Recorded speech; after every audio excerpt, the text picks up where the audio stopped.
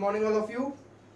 कल जो last lecture अपन ने पढ़ा है, थर्ड लेक्चर न्यूक्लियस का, उस लेक्चर में अपन ने ये पढ़ा था कि न्यूक्लियस के जो एटम्स, न्यूक्लियस जो होते हैं एटम्स के, रेडियो एक्टिव एलिमेंट्स के जो न्यूक्लियस होते हैं वो धीरे धीरे डिसइंटीग्रेट होते हैं, और डिसइंटीग्रेट जब होते हैं तो वहां पर एक डिके कांस्टेंट अपन ने देखा था लैम्डा, और वो कैसे डिसइंटीग्रेट होते हैं उसके बारे में अपन ने एक सॉरी रदरफोर्ड लॉ पढ़ा था। उस लॉ में अपन ने देखा कि dn/dt जो है वो directly proportional to lambda, directly proportional to बचे हुए न्यूक्लियस के होती है, रिमेनिंग न्यूक्लियस के होती है, यानी कि जो न्यूक्लियस अनडिके रह गए हैं उनके डायरेक्टली प्रोपोर्शनल टू होती है, और dn/dt directly proportional to lambda n हो जाता है। उसके बाद अपन ने पढ़ा कि उसकी हाफ लाइफ क्या होती है। हाफ लाइफ जो थी वो आई थी 0.693 अपॉन लैम्डा। हाफ लाइफ क्या होती है? हाफ लाइफ का मतलब होता है कि जितने न्यूक्लियस आधे हो जाएंगे जितने टाइम में, यानी कि आपका 100 थे तो जितनी देर में 50 खत्म हो जाएंगे वो टाइम क्या कहलाएगा? हाफ लाइफ कहलाएगा। हाफ लाइफ के बाद मेरा जो अगला टॉपिक है वो है मीन लाइफ।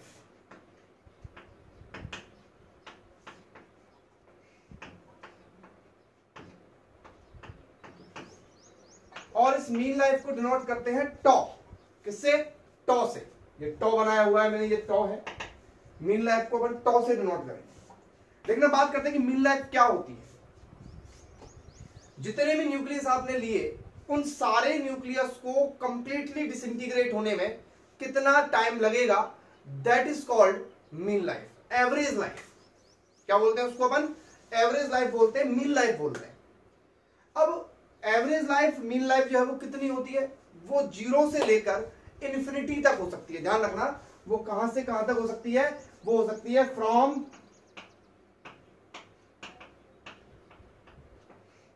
0 to infinity. यानी कि जो न्यूक्लियस है वो कितना भी ज्यादा समय ले सकते हैं कंप्लीटली खत्म होने में। यानी कि कहने का मतलब ये हुआ कि the average life for disintegration the all nuclei of an element is called mean life, average life. अब अपन बात करते हैं कि एवरेज लाइफ का फॉर्मूला क्या होता है। जैसा कि हाफ लाइफ का फॉर्मूला है वो 0.693 अपॉन लैम्डा होता है, इसी तरीके से जो मीन लाइफ का फॉर्मूला है वो क्या बन सकता है? तो देखिएगा, वी नो दैट कि dn/dt इज इक्वल टू होता है माइनस का लैम्डा n। ये अपन पिछले लेक्चर में इसको अपन अच्छी तरह से देख चुके हैं। dn/dt इज इक्वल टू होता है माइनस का लैम्डा n। मैं यहां पर इसको टाइम निकालने के लिए इसका मॉड ले रहा हूं, तो मॉड लूंगा तो ये यहां पर प्लस हो जाएगा। क्लियर? मैंने मॉड लिया है, मॉड लेने पर क्या हो जाएगा? प्लस हो जाएगा। तो यहां पर dn/dt इज इक्वल टू मैं ले लेता हूं लैम्डा n। तो यहां से dn बराबर हो जाएगा लैम्डा n dt। इसको ध्यान रखें, इसका यूज अभी अपन करने वाले हैं थोड़ी देर में। तो dn इज इक्वल टू हो गया लैम्डा n dt। क्लियर? अच्छा, अगर मैं बात करूं कि मीन लाइफ टाइम, उसका फॉर्मूला क्या होगा? तो उसका फॉर्मूला होगा total time upon total nuclei. अब टोटल टाइम की बात करें अपन टॉ की, तो वो कैसे निकलेगा? तो समेशन या फिर इंटीग्रेशन, जो भी आप लगाना चाहें, समेशन t.dn। t.dn मतलब dn न्यूक्लियाई के लिए टोटल टाइम t। तो ऐसे बहुत सारे न्यूक्लियाई हैं, उन सब के लिए मैंने आपको समेशन यहां पर यूज कर लिया। और टोटल न्यूक्लियाई कितने थे स्टार्टिंग में अपने पास? n0। Good out. Integration t dot dn की वैल्यू कितनी है? यहां पर देखिए, lambda n dt upon n0। तो यहां पर tau is equal to sigma T into lambda, और इस n की वैल्यू में लिख सकता हूं n0 e की power minus lambda T, because n बराबर कितना होता है? लास्ट लेक्चर में पढ़ाया था, n0 e की power minus lambda T into dt, और नीचे n0 से n0 कैंसिल। एन नॉट से एन नॉट कैंसिल हो गया, टॉ इज इक्वल टू आया आपके पास इंटीग्रेशन। अब मैं इसको इंटीग्रेशन लगा देता हूँ, लिमिट लगा देता हूँ 0 से लेके इंफिनिटी तक, क्योंकि ये 0 से लेके इंफिनिटी तक कुछ भी हो सकता है। क्लियर? और ये बच रहा है मेरे पास t डॉट लैम्बडा e की power minus lambda t dt। Clear? समझते जाइए आप पूरा कंप्लीटली। टॉ बराबर total time upon total nuclei. Total time कैसे लेंगे? t dot dn। अरे नॉर्मल सी बात है, dn न्यूक्लियस के लिए t टाइम लगा। अब ऐसे हर एलिमेंट के बहुत सारे न्यूक्लियाई है तो मैंने समेशन लगा दिया अपॉन टोटल न्यूक्लियाई कितने थे? n नॉट थे। तो टॉ इज इक्वल टू 0 से इंफिनिटी, इसमें से देखो लैम्बडा बाहर आ जाएगा, 0 से इंफिनिटी, ये बचेगा t डॉट e की power minus lambda t dt। अब इसमें इंपॉर्टेंट क्वेश्चन ये है कि इसका इंटीग्रेशन अपन को करना है, और इंटीग्रेशन आपको जरूर आना चाहिए। मैं आपको हर लेक्चर में बार बार बोल रहा हूं कि इंटीग्रेशन अगर आपको नहीं आता है तो चैनल पर जाकर इंटीग्रेशन की जो वीडियो है उसको देख लें, जिससे आपको इस इंटीग्रेशन को करने में ज्यादा दिक्कत नहीं आए। बिकॉज फिजिक्स में इंटीग्रेशन का बहुत इंपॉर्टेंट रोल है, बहुत ज्यादा इंपॉर्टेंट। ये देखिए टी डॉट ई की पावर माइनस लैम्बडा टी, ये u इंटू वी इंटीग्रेशन है। और u इंटू वी इंटीग्रेशन कैसे होता है? आइलेट वाले फॉर्मूले से। आइलेट देखो, ये अलजेब्रिक फंक्शन है, ये एक्सपोनेंशियल है, तो ये तो u हो जाएगा और ये v हो जाएगा। क्लियर? तो ये u हो जाएगा, ये v हो जाएगा। तो फॉर्मूला क्या होता है? फॉर्मूला होता है इंटीग्रेशन u डॉट v बराबर होता है u as it is integration v dx minus integration du by dt या du बाई dx जो भी है, integration v dx into dx। ये फॉर्मूला होता है। इसी फॉर्मूले को अपन यहां पर अब यूज करेंगे।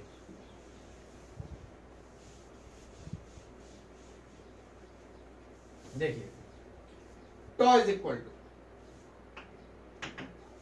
लैम्बडा एज इट इज रहेगा बाहर, अब अंदर। सबसे पहले u as it is, u यानी कि t as it is dot e की पावर माइनस लैम्बडा t का इंटीग्रेशन dt लगा दिया, माइनस लगाया मैंने du बाई dx यानी कि du by dt। du by u कितना है? t है, तो dt बाई dt 1, तो ये 1 integration dt by dt integration e की power minus lambda t dt into dt। इस तरीके से अपन को ये क्वेश्चन, ये फॉर्मूला यहां पर बनेगा, और लिमिट लगी हुई है 0 से लेकर infinity. Tau is equal to lambda 0 से इंफिनिटी, ये t एज इट इज। अब इसका इंटीग्रेशन करते हैं अपन। e की पावर x का इंटीग्रेशन e की पावर x होता है हमेशा, तो e की पावर माइनस लैम्बडा t का e की पावर माइनस का लैम्बडा t अपॉन माइनस का lambda. Clear? Minus dt by dt 1, अंदर ये हुआ, इसका इंटीग्रेशन, ये इंटीग्रेशन, और इसको सॉल्व करेंगे तो वापस यही आएगा।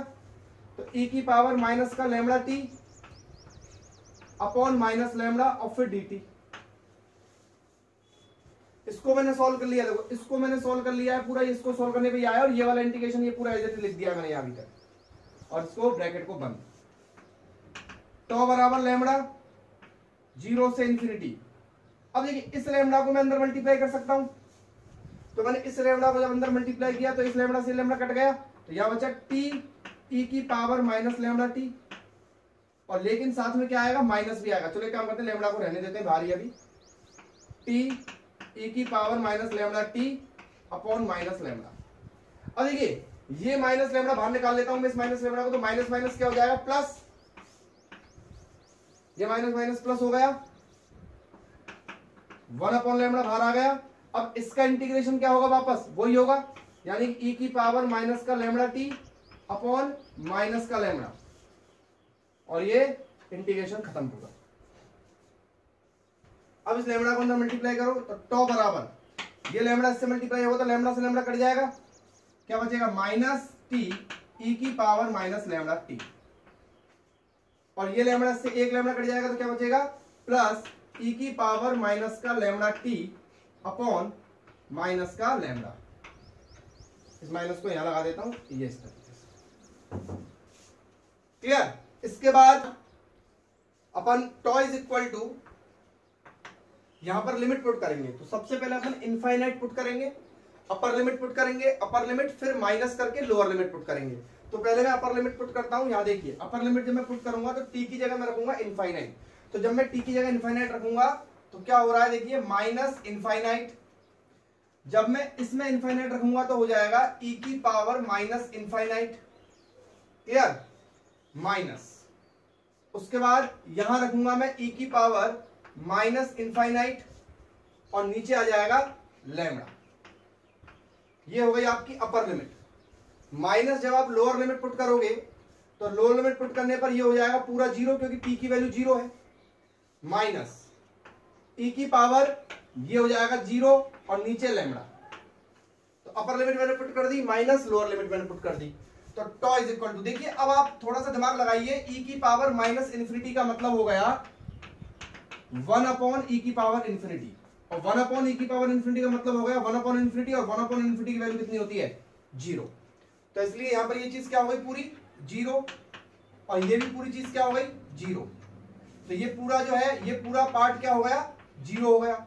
माइनस ये जीरो है, और ये माइनस माइनस प्लस होके क्या हो जाएगा, ई की पावर जीरो क्या होती है, 1 अपॉन लैम्डा। तो यहां पे आपका छोटा सा फॉर्मूला क्या निकल के आया, 1 upon lambda.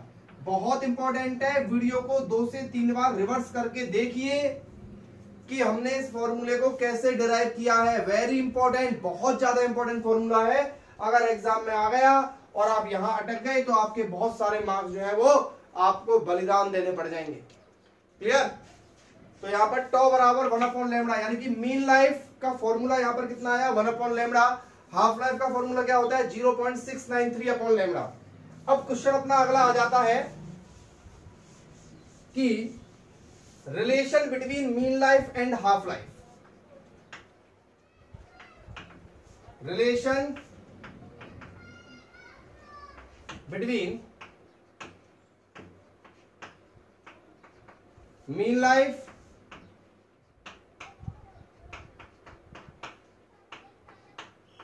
And half life. Half life और मीन लाइफ के बीच में रिलेशन क्या है। तो देखिए, मैं बोलूं कि हाफ लाइफ कैपिटल टी थी और वो थी 0.693 अपॉन लैम्डा। क्लियर? और मीन लाइफ जो मैंने अभी आपके सामने निकाली है, जो ड्राइव करी थी मीन लाइफ, वो थी टॉ, और वो थी 1 अपॉन लैम्डा। तो मैं इस t बराबर 0.693 इंटू 1 अपॉन लैम्डा लिख सकता हूं उसको। क्लियर? और 1 अपॉन लैम्डा की जगह में क्या लिख सकता हूं, टॉ। तो t बराबर क्या हो जाएगा, 0.693 टॉ। तो अगर आपको मीन लाइफ पता हो तो आप उसकी हाफ लाइफ पता लगा सकते हो, और अगर आपको उसकी हाफ लाइफ पता हो तो उसकी मीन लाइफ पता लगाने के लिए उसकी हाफ लाइफ में 0.693 का डिवाइड आपको देना पड़ेगा। क्लियर? तो इस तरीके से अपन हाफ लाइफ और मीन लाइफ के अंदर जो रिलेशन होता है उसे अपन बता सकते हैं। इसके बाद अपन नेक्स्ट टॉपिक पर आते हैं। नेक्स्ट टॉपिक है अपना कि आपने जो रेडियो एक्टिविटी पढ़ी है, ठीक है, बहुत सारी बुकों में ध्यान रखें, रेडियो एक्टिविटी को केवल एक्टिविटी भी बोला जाता है। तो रेडियो एक्टिविटी और एक्टिविटी का मतलब एक ही होता है, और इसको डिनोट करते हैं अपन आर से। किससे डिनोट करते हैं, आर से। तो अब अपन बात करेंगे कि इसकी यूनिट्स क्या होती है। भाई यूनिट्स भी तो होती होगी ना। तो यूनिट्स ऑफ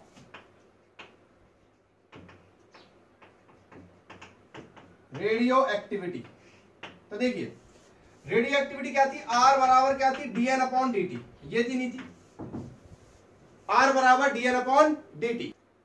तो इसके अकॉर्डिंग जो इसकी यूनिट होगी वो क्या हो सकती है, देखिए dn क्या है, मतलब dn का मतलब है न्यूक्लियाई कम हो रहे हैं, कम का मतलब डिसइंटीग्रेट हो रहे हैं। तो dn का मतलब है डिसइंटीग्रेशन,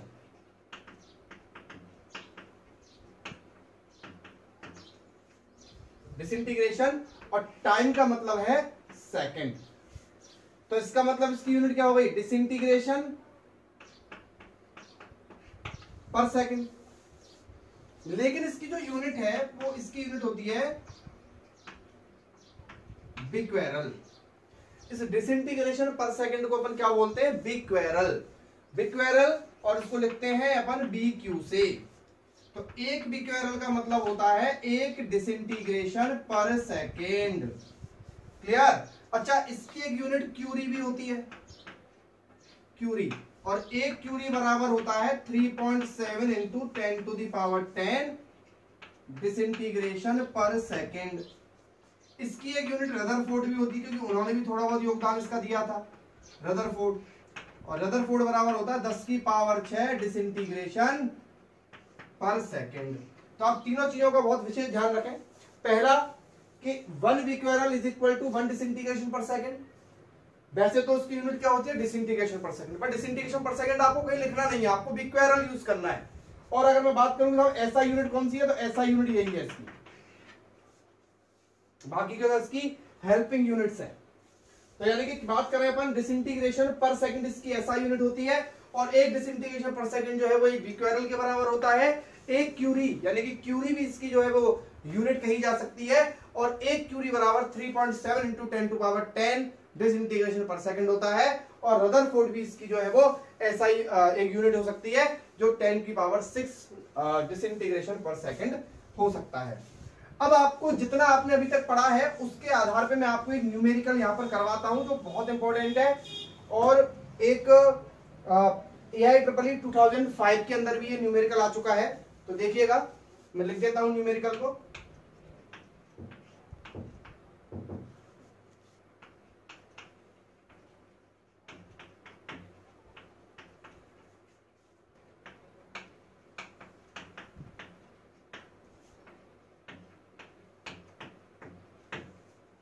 ये आपके सामने क्वेश्चन लिख दिया है, और AIEEE 2005 का क्वेश्चन है। तो बड़ा ही इंपॉर्टेंट क्वेश्चन है। जो क्वेश्चंस एक्चुअल में क्या होता है, कुछ last competition exams previous years में जो कंपटीशन के क्वेश्चंस रिपीट हो चुके हैं, उनको आप जरूर करें, क्योंकि उनके आने की संभावनाएं बहुत सारे एग्जाम्स के अंदर रहती हैं। नीट वाले बच्चों के लिए तो very important. The half life of 92 uranium 238, 92 uranium 238 एक यूरेनियम का आइसोटोप्स है, अगेंस्ट अल्फा डिके, उसमें से अल्फा पार्टिकल इमिट हो रहा है। तो उसकी हाफ लाइफ आपको दे रखी है टी बराबर, सॉल्यूशन देखने का इसका, उसकी हाफ लाइफ आपको दे रखी है 4.5 into 10 to the power 9 years. Calculate the activity of 1 gram sample. Activity मतलब R, पता है R बराबर dN upon dt। Activity of 1 gram sample of 92 uranium 238। चलिए, अच्छा, जैसे अगर ये फॉर्मूला निकलेगा इसका आंसर, तो R बराबर क्या होता है सर, R बराबर तो लैम्बडा n होता है सर। लैम्बडा तो हम यहां से निकाल सकते हैं सर। लैम्बडा कहां से निकाला जा सकता है सर, लैम्बडा बराबर 0.693 से निकाला जा सकता है, because we know that T बराबर क्या होता है सर, T बराबर होता है 0.693 अपॉन लैम्बडा। तो लैम्बडा बराबर क्या हो जाएगा, 0.693 अपॉन T, और T आपको दे रखा है, ध्यान रखना है, तो लैम्बडा आ जाएगा। तो बेटा n कहां से आएगा सर, n के लिए क्या किया जाए, सोचो थोड़ा सा, n के लिए क्या किया जाए। देखो ये 238 है, तो आपको पता है कि 238 ग्राम के अंदर नंबर ऑफ न्यूक्लियस होंगे 6.02 इंटू 10 टू दी पावर 23, होंगे नहीं होंगे 238 ग्राम के अंदर। तो 1 ग्राम के अंदर कितने हो गए बेटा, लगाओ दिमाग, 6.02 into 10 to the power 23 upon 238। भाई इतने न्यूक्लियस प्रेजेंट होंगे ना 1 ग्राम में, 6.02 into 10 to power 23 into 10 to 23 upon 238, because 238 gram में अवोगाद्रो नंबर के बराबर होते हैं। मोल कॉन्सेप्ट 11th क्लास में पढ़ा हुआ है। किसी भी चीज के ग्राम एटॉमिक मास के अंदर, किसी भी चीज के ग्राम एटॉमिक मास के अंदर अवोगाद्रो नंबर की संख्या के बराबर एटम, मॉलिक्यूल या न्यूक्लियस प्रेजेंट होते हैं। तो इसमें मैं 6.02 इंटू 10 टू पावर 23 में जब 238 का भाग दूंगा तो ये आएगा आपका 2.35 इंटू 10⁵ आप सॉल्व करिएगा 10⁻21 एटम्स या 21 न्यूक्लियस। तो आपके पास एक किसकी संख्या आ चुकी है, आपके पास n आ चुका है। क्या आ चुका है, n, यानी कि आपके पास ये वाली चीज आ गई। लैम्बडा आप यहां से निकाल लोगे, लेकिन लैम्बडा निकालने के लिए आपको t जो दे रखा है वो किस में दे रखा है, ईयर्स में दे रखा है। तो सबसे पहले आपको क्या करना है, इस t को सेकंड में बदलना है। तो मैं आपको सीधा सीधा सा हिसाब बता देता हूं कि एक ईयर आप मल्टीप्लाई करोगे, कैसे मल्टीप्लाई करोगे, इसको आप मल्टीप्लाई कैसे करोगे, 4.5 इंटू 10⁹ पहले ये ईयर है ना, ईयर को किसमें बदलोगे आप, महीनों में बदलोगे। तो महीनों में बदलोगे तो कितना, 12 से गुणा करना पड़ेगा। तो 12 से गुणा करने के बाद आपको किसमें बदलोगे, इसको महीने के बाद दिन में बदलोगे। दिन के लिए आपको किससे गुणा करना पड़ेगा, 30 से गुणा करना पड़ेगा। एक महीने में 30 दिन होते हैं। फिर आप किसमें बदलोगे इसको, 24 से, घंटे में हो गया, फिर 60 से और फिर 60 से, तब जाके किसमें आएगा ये आंसर, सेकंड में आएगा। पर लेकिन मैं आपको इतना ना करने के बजाय सीधा एक संख्या बता दूं, उससे आप गुणा कर दोगे तो किसमें सेकंड कन्वर्ट हो जाएगा, सेकंड में। तो वो है 3.16 इंटू 10⁻7 सेकंड। याद रखें एक ईयर के अंदर इतने सेकंड होते हैं, 3.16 इंटू 10⁻7। तो lambda is equal to 0.693 upon T. T की जगह आप क्या रखोगे, 4.5 इंटू 10⁹ इंटू 3.16 इंटू 10⁻7। जब आप इसको सॉल्व करोगे लैम्बडा को, तो लैम्बडा सॉल्व करने पर आपका आएगा यहाँ पे अप्रोक्स 1 पॉइंट कुछ इस तरीके से आएगा। जो जितना भी आएगा आप इसको सॉल्व करिएगा, ठीक है ना। इसको सॉल्व करने पे इसका मैं आपको लिख देता हूं, लैम्बडा इज इक्वल टू 0.693 और ये टाइम आपका बैठ रहा है कुछ 1.42 इंटू 10⁻17। क्लियर। तो ये आपका, आप इससे जब इसका मल्टीप्लाई करोगे तो आपका जो आंसर आएगा वो अप्रोक्स आएगा 1.23। जब आप आर निकालोगे तो इसका आंसर आएगा 1.23 इंटू 10⁴। और आपको पता है डिसइंटीग्रेशन पर सेकंड निकला है, तो इसकी यूनिट हो जाएगी बीक्वेरल। यानी कि आप समझने की कोशिश करिए, इससे टफ क्वेश्चन एग्जाम में इसका नहीं पूछा जाएगा। इसमें आपसे क्या पूछा जा रहा है, ज्यादा से ज्यादा मैंने आपको r is equal to lambda n solve करना सिखा दिया। लैम्बडा आप निकालने के लिए आपको हाफ लाइफ दी गई है, n निकालने के लिए आपको बोला गया है कि 1 ग्राम सैंपल आपके पास है। तो 1 ग्राम सैंपल में आपको सबसे पहले क्या करना है, नंबर ऑफ न्यूक्लियाई पता लगाने हैं। नंबर ऑफ न्यूक्लियाई आपको इस तरीके से पता लग जाएंगे। लैम्बडा में आपको जो टाइम दिया हुआ है, टाइम आपको एक ईयर से सेकंड में इस तरीके से कन्वर्ट करना है, और इस तरीके से आप जो है इस क्वेश्चन को सॉल्व कर सकते हैं। अगला अपना जो टॉपिक है इसका वो है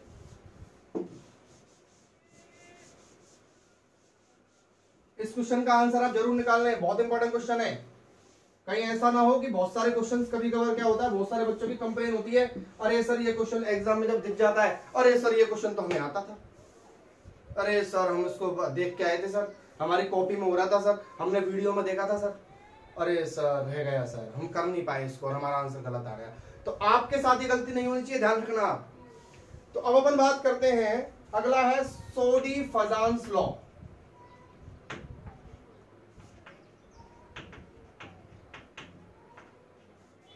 सोडी-फजान्स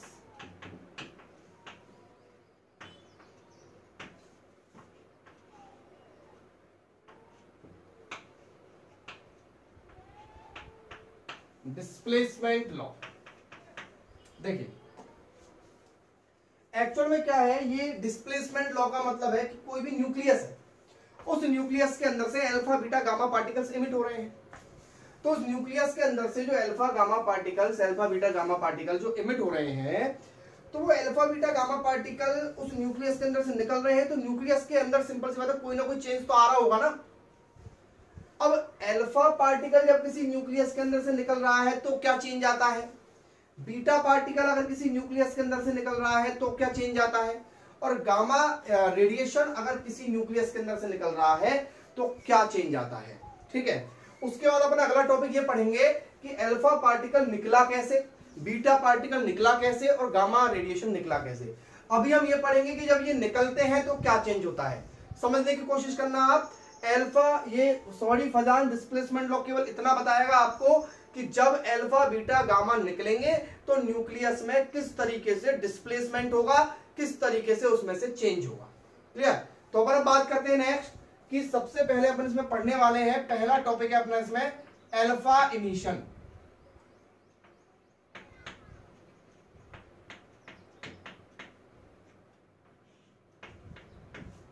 अल्फा इमिशन, तो मैं अल्फा इमिशन के बारे में आपको समझा दूं कि देखिए क्या होता है। अल्फा को डिनोट करते हैं अपन 2He4 से। किससे डिनोट करते हैं? 2He4 से डिनोट करते हैं। ये मैं आपको पहले ही पिछले लेक्चर में समझा चुका हूं कि जब भी किसी अल्फा पार्टिकल को डिनोट करने का जो है अपन को लिखना है तो अपन डिनोट करने के लिए इसको 2He4 लिखेंगे। तो देखिए मान लो आपके पास कोई न्यूक्लियस है Z और A, इस तरीके से एक न्यूक्लियस है। इस न्यूक्लियस में से आपको अल्फा पार्टिकल को इमिट करवाना है। मान लो इसमें से अल्फा पार्टिकल इमिट हुआ, तो इमिट होने पर क्या होगा, देखिए कितने मास नंबर कम हो जाएंगे उसमें निकलते ही, 4 मास नंबर कम हो जाएंगे। और कितना उसका ये Z कम हो जाएगा, 2 Z कम हो जाएगा। यानी कि ये अप्रोक्स कुछ ऐसे हो जाएगा Z-2 नीचे। अब Z-2 हुआ, ये नंबर ऑफ प्रोटॉन है। नंबर ऑफ प्रोटॉन चेंज हो गए तो नॉर्मल सी बात है न्यूक्लियस चेंज हो जाएगा। क्या चेंज हो जाएगा? न्यूक्लियस चेंज होगा। भाई 2 प्रोटॉन, ये एटॉमिक नंबर होता है नॉर्मली। तो अगर एटॉमिक नंबर 2 कम हो गया तो जो न्यूक्लियस है वो 2 पीछे से रख जाएगा ना। और ऊपर से ये कितना कम हो जाएगा? 4 कम हो जाएगा। प्लस क्या निकल जाएगा? 2He4। और ये कुछ एनॉर्मस अमाउंट में एनर्जी लेके निकलेगा। ध्यान रखें, ये बहुत इंपॉर्टेंट कॉन्सेप्ट मैंने आपको यहां पर लिख दिया है कि जब भी अल्फा इमिशन होता है तो अल्फा इमिशन होते टाइम जो एटॉमिक नंबर है वो 2 से कम हो जाता है और मास नंबर जो है वो 4 से कम हो जाता है। एक एग्जांपल मैं यहां पर लूं, एग्जांपल है 92 यूरेनियम 238। तो 92 यूरेनियम 238, तो ये हो जाएगा 90 थोरियम, 90 पे थोरियम आता है। और ये हो जाएगा 234 प्लस 2He4 प्लस एनर्जी। इस 2He4 की जगह आप अल्फा भी लिख सकते हो, इस 2He4 की जगह आप अल्फा भी लिख सकते हो। क्लियर? ये अल्फा पार्टिकल है। यानी कि आप पूछोगे कि सर इसमें से क्वेश्चंस कैसे बनेंगे, तो क्वेश्चन इसमें से ऐसे बनेंगे, आपको कोई एक भी न्यूक्लियस दे दिया जाएगा इस तरीके से और आपसे बोला जाएगा एक अल्फा इमिट करवाओ, फिर उसके बाद एक बीटा इमिट करवाओ, फिर एक अल्फा इमिट करवाओ, फिर एक गामा इमिट करवाओ, फिर एक बीटा इमिट करवाओ। मतलब एक सीरीज दी जाएगी और सीरीज के हिसाब से आपको पता होना चाहिए कि जब भी अपन अल्फा इमिट करवाते हैं तो हमको ये चीज 2 से कम कर देनी है और ये चीज 4 से कम कर देनी है। और एग्जाम्पल लेते हैं, जैसे रेडियम है, रेडियम का एग्जाम्पल लेते हैं अपन। देखिए रेडियम का एग्जांपल है 88 रेडियम है और ये 226 है। इसमें से अपन को अल्फा इमिट करवाना है तो नॉर्मल सी बात है ये 86 हो जाएगा। अब सर आप पूछोगे सर हमको कैसे पता लगेगा कि 86 पे कौन सा एलिमेंट आता है, तो उसमें आपको चिंता करने वाली बात नहीं है, वो आपको एग्जाम में दिया जाएगा। ठीक है, 86 रेडियम और 86 से रेडॉन हो जाता है और ये हो जाएगा 222। लेकिन आपको ये नहीं दिया जाएगा कि इसको 2 कम कर दो, ये आपको आना चाहिए। प्लस साथ में एक 2He4 नाम का अल्फा पार्टिकल बाहर निकलेगा और एक enormous amount of energy emit करवाएगा। तो इस तरीके से अपन को अल्फा इमिशन करवाना है। उसके बाद अपन बात करते हैं बीटा इमिशन की। नेक्स्ट लेक्चर में आपको मैं ये समझाऊंगा कि किस तरीके से अल्फा इमिशन हुआ है, बीटा इमिशन हुआ है। अभी हम केवल ये सीख रहे हैं कि जब अल्फा इमिशन हुआ है तो क्या हुआ है, बीटा इमिशन हुआ है तो क्या हुआ है। क्लियर? तो बीटा इमिशन की बात करें, सेकंड है अपना बीटा इमिशन।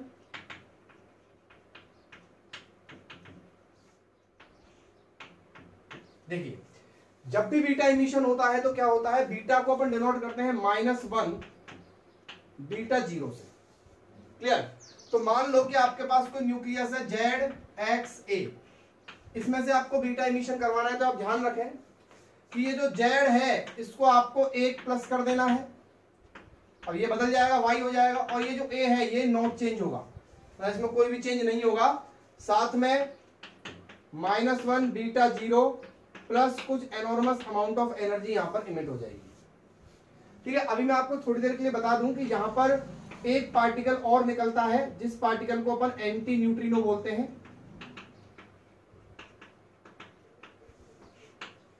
पर लेकिन ये और एंटी न्यूट्रिनो और साथ में एनर्जी, तो भाई मतलब बीटा एमिशन जब भी होता है तो साथ में एक नया पार्टिकल और बनता है एंटी न्यूट्रिनो। अल्फा में नहीं बनता है, ये बीटा में बनता है ना गामा में बनता है।